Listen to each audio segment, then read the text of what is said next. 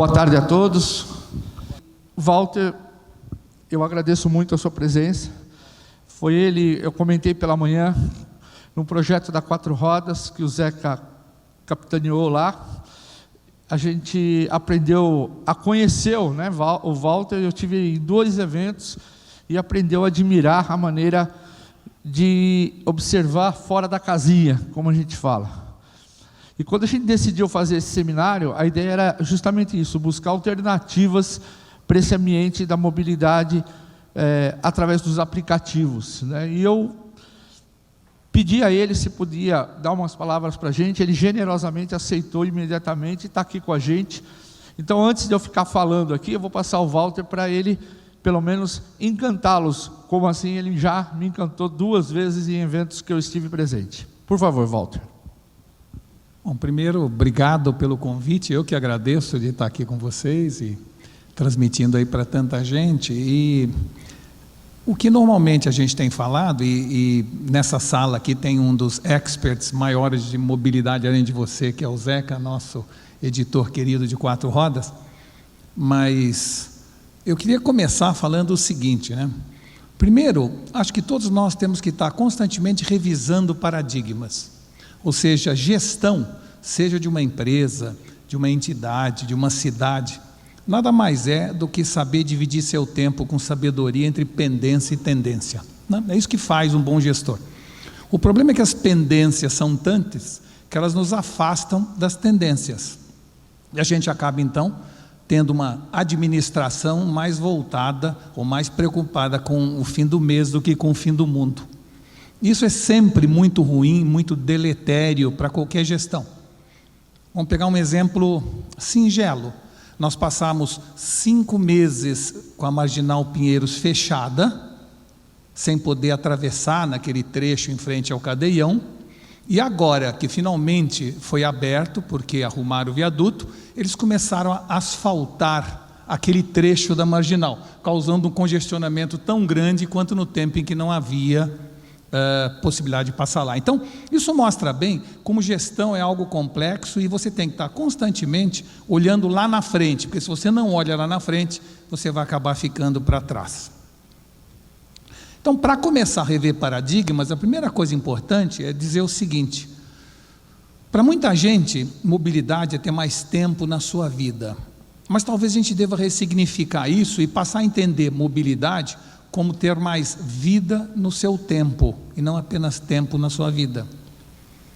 Ou seja, dentro do conceito de mobilidade, nós tivemos aqui exemplos de transportes, de micromobilidade, podemos falar de frotas de caminhões e ônibus, podemos falar de metrô, mas nós podemos falar também que o universo da mobilidade é formado por e-commerce, porque cada vez em que eu deixo de sair para ir comprar alguma coisa e aquilo é entregue na minha casa, isso é mobilidade. Tínhamos aqui uma pessoa da iFood.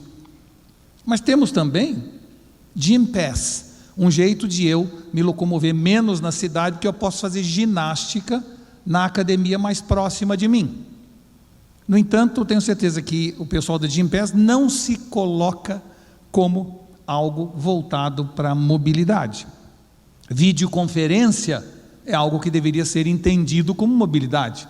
Ou seja, se eu deixo de me deslocar dentro da cidade para um outro local e falo com alguém por Skype, por Zoom ou etc., estamos falando sim de mobilidade.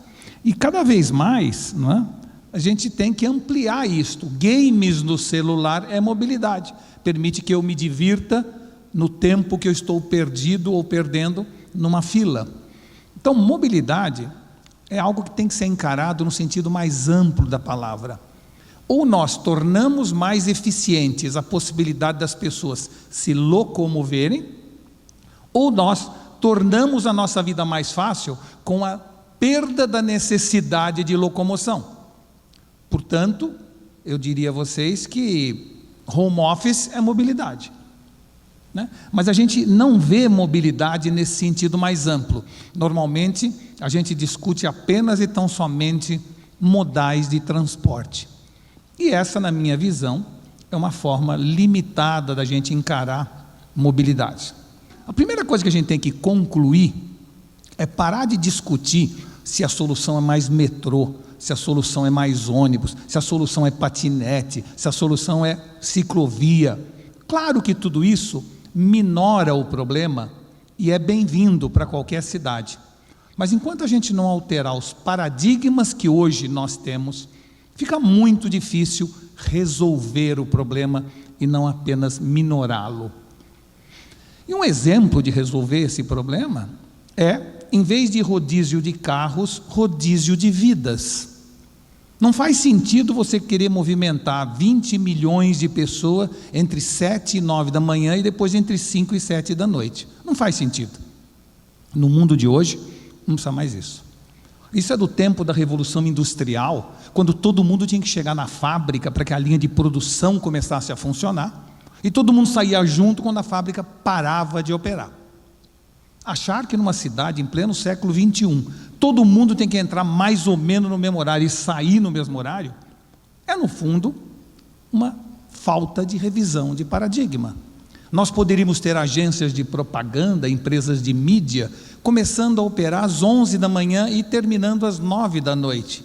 Nós poderíamos ter escritório de contabilidade, começando às 6 da manhã e terminando às 3h30, 4 horas da tarde.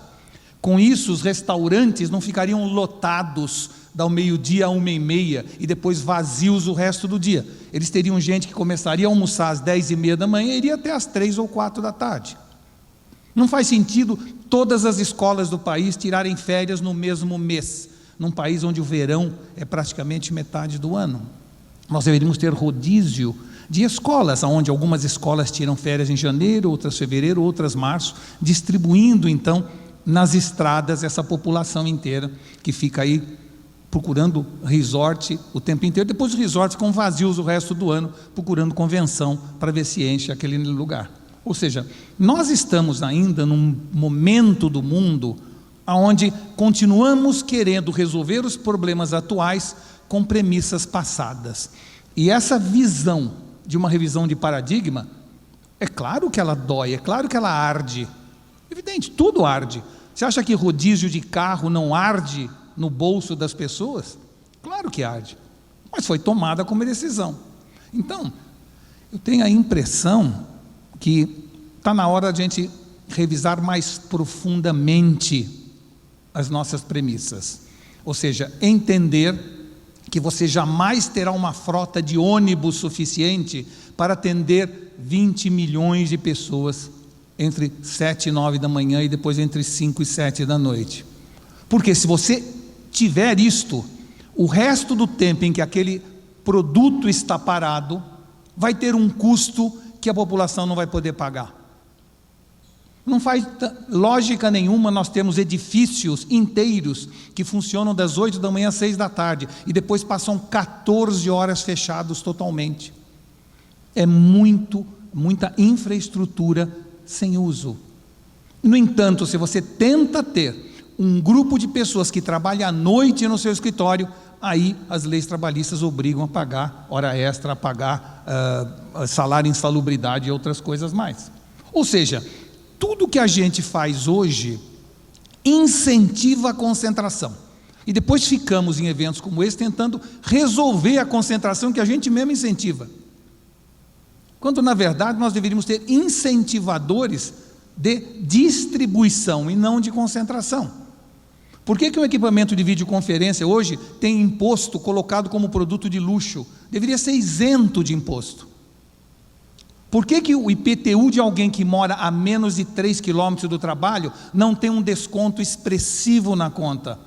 Fazendo então com que as pessoas passassem a morar próximo do local onde trabalha. Por que nós não daríamos incentivos trabalhistas para empresas que adotem o home office? Ou seja, nós estamos ainda, de um lado, juntando todo mundo no mesmo lugar e depois discutindo como é que distribui essa população.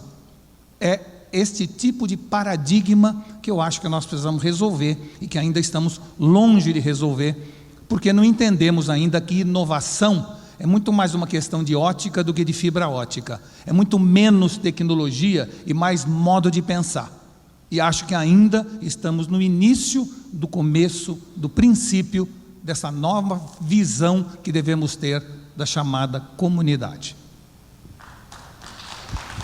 Obrigado, Walter. Walter, nós estamos no mês da segurança no trânsito, que é o Maio Amarelo, que a gente teve orgulho de desenvolver isso em 2014. E traçando um paralelo aí com o que você falou, da gente tentar entender essas situações que você... Quando você fala, eu olho no rosto das pessoas, elas sorriem, tipo assim, poxa, porque eu não tinha pensado nisso, né? Porque isso não é possível. E é possível, né? Só depende da atitude, né, de mudança. Na questão dos modais, que a gente discutiu hoje aqui muito, há 5 anos atrás, você não tinha, né, você que é um visionário, que é um homem que tem uma visão futuro, como é que você vê tudo isso hoje? Ou seja, o Uber, a bicicleta, o patinete, a entrega de comida, ou seja, porque existia, o táxi estava aí, eu pedia minha pizza, né? Ou seja, e tudo isso parece que invadiu a nossa vida de uma forma avassaladora e inovadora. E se você tinha ilhas disso daí, né? Eu lembro 8 anos atrás, eu ligava para a pizzaria lá em Dayatuba e ele tinha uma bina lá. Simplesmente ele sabia o número do telefone, ele já me atendia pelo nome. E ele já falava assim, meia tal e meia tal, ou seja, não vou nem falar a preferência da minha pizza, tá? Ele já sabia a pizza, e aquilo me encantava do outro lado do telefone. Ele é um idiota, né? Falava, pô, como é que ele sabe? Eu achava que ele tinha bola de cristal, isso eu estou falando há 15 anos atrás. Então, de uma certa forma, a gente se virava.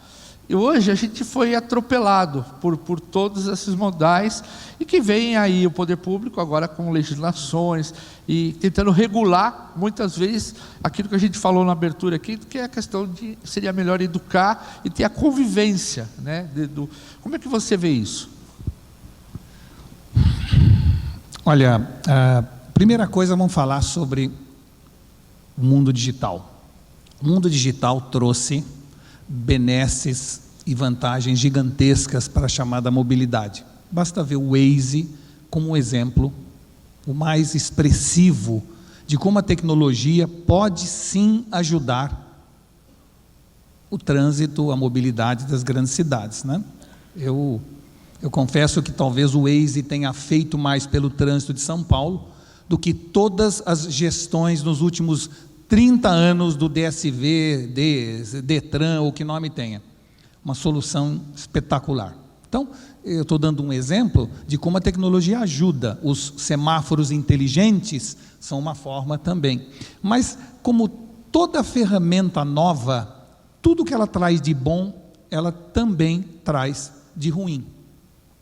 O Uber colocou, circulando em São Paulo, centenas de milhares de automóveis.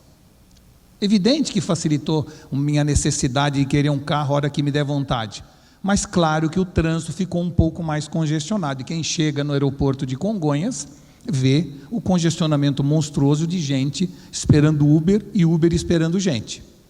Então, normalmente, todo lado positivo tem seu lado negativo. Vou dar outro exemplo. Graças ao celular, eu agora posso, né, imediatamente comprar, falar e saber o que eu quiser a hora que me der vontade. Nada mais espetacular para o conceito de mobilidade.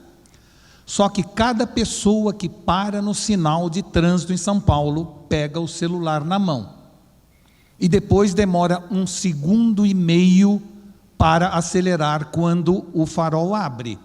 Quando você multiplica isso por 5 milhões de carros, automóveis, caminhões, ônibus escolares, isso significa mais 1,3 milhões de automóveis pelo espaço que fica entre um carro e outro na saída daquele sinal de trânsito. Então, dou apenas 2 exemplos de como tecnologia ajuda de um lado, mas cria problemas do outro. Então, acho que é fundamental que a gente, de alguma maneira, tenha uma visão de que nós não precisamos, neste momento em nosso país, de modais inteligentes, sistemas inteligentes de semáforo. Nós precisamos de políticos inteligentes. É isso que nós precisamos. Enquanto nós não tivermos uma gestão baseada de maneira efetiva em inovação e não apenas em investimento em tecnologia ou investimento em mais infraestrutura, talvez a gente não esteja entendendo que a infraestrutura viária de São Paulo é insuficiente para hoje e talvez excessiva para daqui a 10 ou 20 anos. Depende de como nós vamos gerir essa infraestrutura daqui para frente. Não faz mais sentido construir estacionamentos quando, na verdade, as pessoas vão deixar aos poucos de se locomover. Não faz sentido construir mais viadutos, mais pontes, mais estradas. Talvez a gente esteja num momento do mundo onde o que temos já é suficiente, mas vamos conservá-los. Porque se a gente pensar, eu garanto para vocês que os buracos da cidade de São Paulo são hoje o maior problema de trânsito da cidade. Cada carro que diminua a velocidade em 20% em função de que vai passar numa lombada, num buraco ou em alguma depressão do terreno, gera um efeito cascata de quilômetros e quilômetros de congestionamento. Então, no fundo, vamos investir mais em manutenção. Não tem um edifício no Brasil que lance aquele edifício com uma fonte luminosa na porta dele e 3 meses depois aquela fonte não funciona mais e fica um lago de água suja ajudando a dengue a proliferar. Por quê? Porque o Brasil investe em infraestrutura, mas não investe em manutenção. E os nossos viadutos estão aí para mostrar. Até hoje, o viaduto que dá acesso à Dutra está fechado. Quanto que isso traz de congestionamento? E não adianta pensar, portanto, que está na hora da gente agora investir mais em metrô. Acho que tem que investir. Ou seja, novamente, uma visão de que as soluções passam por revisão de paradigmas. E eu acho que o assunto segurança no trânsito, respondendo à segunda parte da sua pergunta, ou a primeira, né? Educação é o que leva à mudança de comportamento. Educação. E como eu falei, eu estive na China agora e cheguei a uma conclusão interessante. Educação não é uma questão de escola, não é uma questão de professor, não é uma questão do governo, é uma questão de família. Na China, as crianças estão estudando 15 horas por dia. No Brasil, nós temos crianças que fingem que estudam e as escolas que fingem que ensinam. Por que elas estudam 15 horas por dia? Porque a família faz questão que eles estudem 15 horas por dia. Porque quando uma criança vai para a escola, a família inteira paga para a educação daquela criança. O tio, o avô, o pai, o primo, todos colaboram numa mesada para pagar o investimento na educação daquela criança. E aquela criança tem um senso de responsabilidade de devolver para a família aquilo que a família está fazendo sacrifício por ela. Portanto, não adianta a gente ter um governo comprometido ou não comprometido com a educação se a família não se comprometer. Educação no trânsito é uma questão de educação familiar. É uma questão da gente em casa mostrar para as crianças como é que se dirige, como é que se respeita o outro, como é que se dá o espaço ao outro. É uma questão simplesmente de evitar a lei do Gerson, que é a lei de levar vantagem que a gente sempre teve. O Brasil padece de um problema de falta de educação no sentido mais amplo. Falta de urbanidade, falta de respeito, falta de visão estética, tudo pode ser levado a um ponto só: falta de educação. E não educação no sentido de se definir se é ciências exatas ou filosofia. Não. Educação no sentido da convivência urbana das pessoas, do respeito ao próximo, do respeito à diversidade e a diversidade respeitando também as opiniões contrárias. Essa é a solução. E essa solução não passa por verba do governo para a educação, passa por cada família tomando para si a responsabilidade de educar os novos habitantes destas cidades.